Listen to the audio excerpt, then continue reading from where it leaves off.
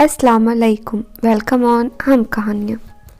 وہ عورت بہت روز اس نوجوان کو دیکھتی لیکن وہ بغیر اس کی طرف دیکھے سر جھکا کر اگلی گلی سے گزر جاتا۔ دیکھنے میں وہ کسی مدرسے کا طالب علم لگتا تھا، لیکن اتنا خوبصورت تھا کہ وہ دیکھتے ہی اسے اپنے دل میں دل دے بیٹھی، اور اب چاہتی تھی کہ وہ کسی طرح اس پر نظر ڈالے، لیکن وہ اپنی مستی میں مگن سر جھکائے زیر لب کچھ پڑھتا ہوا روزانہ ایک مخصوص وقت پر وہاں سے گزر جاتا اور کبھی آنکھ اٹھا کر بھی نہ دیکھتا۔ اس عورت کو اب ضد سی ہو گئی تھی۔ وہ حیران تھی کہ کوئی ایسا نوجوان بھی ہو سکتا ہے جو اس کی طرف نہ دیکھے، اور اسے ایسے سوچنے کا حق بھی تھا۔ وہ اپنے علاقے کی سب سے امیر اور خوبصورت عورت تھی، خوبصورت اتنی کہ جب وہ باہر نکلتی تو لوگ اسے بے اختیار دیکھنے پر مجبور ہو جاتے۔ اسے حیرت تھی کہ جس خوبصورتی کو دیکھنے کے لیے لوگ ترستے ہیں وہ خود کسی کو پسند کرے اور وہ مائل نہ ہو اس کی طرف، گوارا نہ کرے۔ اپنے انا کی شکست اور خوبصورتی کی توہین پر وہ پاگل ہو گئی۔ کوئی ایسا منصوبہ سوچنے لگی جس سے وہ اس نوجوان کو حاصل کر سکے اور اس کا غرور توڑ سکے۔ آخر کار شیطان نے اسے ایسا طریقہ سمجھا دیا جس میں پھنس کر وہ نوجوان کی بات مانے بنا نہ رہ سکتا۔ اگلے روز وہ اسی وقت اس گلی سے گزر رہا تھا کہ ایک عورت اس کے قریب آئی اور کہنے لگی، بیٹا، میری مالکن تمہیں بلا رہی ہے۔ نوجوان نے کہا، اماں جی، آپ کی مالکن کو مجھ سے کیا کام ہے؟ اس عورت نے کہا، بیٹا، اس نے تم سے کوئی مسئلہ پوچھنا ہے، وہ مجبور ہے، خود باہر نہیں آ سکتی۔ نوجوان اس عورت کے ساتھ چلا گیا۔ اس کے وہم و گمان میں نہ تھا کہ جو عورت اسے بلا رہی ہے اس کا منصوبہ کیا ہے، وہ کیا چاہتی ہے۔ وہ تو اپنی فطرتی سادگی دلی کی وجہ سے اس کی مدد کے لیے اس کے گھر چلا گیا۔ اس کے ذہن میں تھا کہ شاید کوئی بوڑھی عورت ہے جو اپنی کسی معذوری کی وجہ سے باہر آنے سے قاصر ہے۔ نوکرانی نے اسے ایک کمرے میں بٹھایا، انتظار کرنے کا کہہ کر چلی گئی۔ تھوڑی دیر بعد کمرے میں وہی عورت داخل ہوئی۔ نوجوان نے بے اختیار اپنی نظر جھکا لی کیونکہ اندر آنے والی عورت بہت خوبصورت تھی۔ نوجوان نے پوچھا، جی بی بی، آپ کو کون سا مسئلہ ہے؟ عورت کے چہرے پر ایک شیطانی مسکراہٹ آئی۔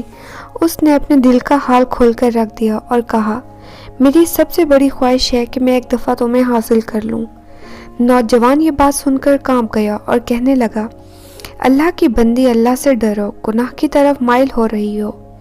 اور اس نے عورت کو بہت سمجھایا، لیکن عورت پر تو شیطان سوار ہو گیا تھا اور اپنی ہوس پوری کرنے کے چکر میں تھی کہ اگر تم میری خواہش نہیں پوری کرو گے تو میں شور مچاؤں گی کہ تم زبردستی میرے گھر پر گھس آئے اور میری عزت پر حملہ کرنے لگے۔ نوجوان یہ بات سن کر بہت پریشان ہوا۔ اسے اپنی عزت کسی بھی طرح محفوظ نہیں لگ رہی تھی۔ اس کی بات مانتا تو گناہ گار ہو جاتا، نہ مانتا لوگوں کی نظروں میں برا بنتا۔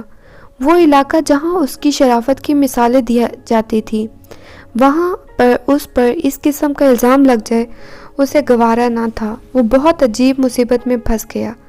دل ہی دل میں وہ اللہ کی طرف متوجہ ہوا اور اللہ سے مدد چاہی تو اس کے ذہن میں ایک ترکیب آ گئی۔ اس نے عورت سے کہا، ٹھیک ہے، میں تمہاری خواہش پوری کرنے کے لیے تیار ہوں، لیکن پہلے مجھے بیت الخلاء جانے کی اجازت چاہیے۔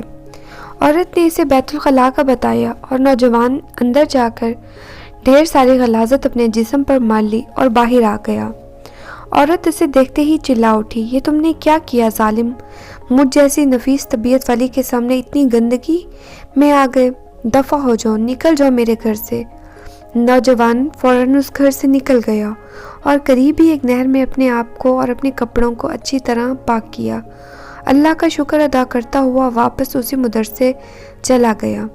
نماز کے بعد جب وہ سبق میں بیٹھا تو تھوڑی دیر بعد بہت زیادہ خوشبو آنے لگی۔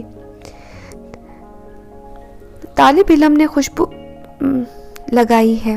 وہ نوجوان سمجھ گیا کہ اس کے جسم سے ابھی بدبو گئی نہیں، استاد جی طنز کر رہے ہیں، اور اپنے آپ میں سمٹ کر رہ گیا۔ اور اس کی آنکھوں میں آنسو آ گئے۔ تھوڑی دیر بعد استاد جی نے پھر پوچھا کہ یہ خوشبو کس نے لگائی، لیکن وہ خاموش رہا۔ آخر کار استاد نے سب کو ایک ایک کر کے بلایا، خوشبو سونگھنے لگا۔ اس نوجوان کی باری آئی تو وہ سر جھکا کر استاد کے سامنے کھڑا ہوا۔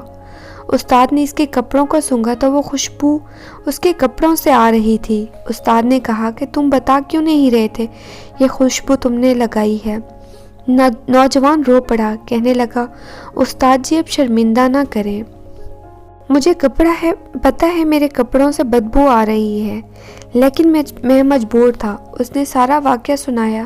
استاد نے کہا میں تمہارا مذاق نہیں اڑا رہا، خدا کی قسم تمہارے کپڑوں سے واقعی ایسی خوشبو آ رہی ہے جو میں نے آج سے پہلے کبھی نہ سونگھی، اور یقیناً یہ اللہ کی طرف سے ہے کہ تم نے اپنے آپ کو گناہ سے بچانے کے لیے اپنے آپ کو گندگی لگانا پسند کیا، لیکن اللہ نے اسی گندگی کو ایک ایسی خوشبو میں بدل دیا جو دنیا کی نہیں لگتی، اور کہتے ہیں نوجوان کے کپڑوں سے تا حیات وہ خوشبو آتی رہی۔